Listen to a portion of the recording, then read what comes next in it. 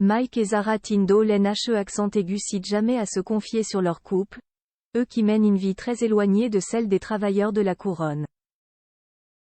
Lors d'une émission de télévision, Mike s'est laissé aller à quelques confidences. Un couple que l'on aime voir évoluer.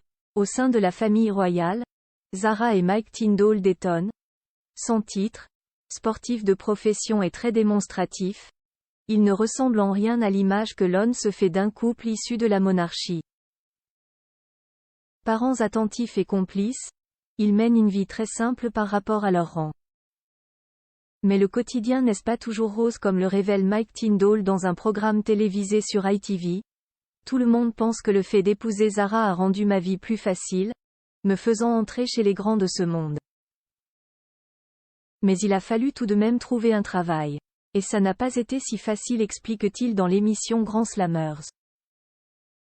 Rugbyman professionnel au moment de sa rencontre avec la fille de la princesse Anne, Mike Tindall n'a pas hérité d'un job en plus d'un mariage dans la famille royale. Il a fallu qu'il réfléchisse à ce qu'il voulait faire de sa vie après des années sur le terrain.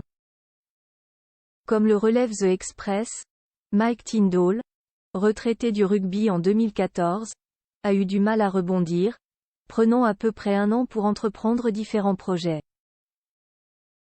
Zara et Mike Tindall, leur plus beau cliché de famille est la rencontre originale entre Mike et Zara Tindall. Les tourtereaux ont fêté cet été leur 12e anniversaire de mariage, et leur rencontre n'a pas été banale. Aussi surprenant que cela puisse être, le sportif a en effet rencontré sa noble muse dans un bar. Elle était en année sabbatique et en Australie avec des amis. Clive Woodward, l'entraîneur, venait de me dire que j'étais abandonné pour la demi-finale, alors je suis sorti boire une bière avec deux autres qui ne jouaient pas, Martin Corey et Austin Healey, avait dévoilé le rugbyman au Daily Mail. Ce soir-là, les futurs époux parlent à peine.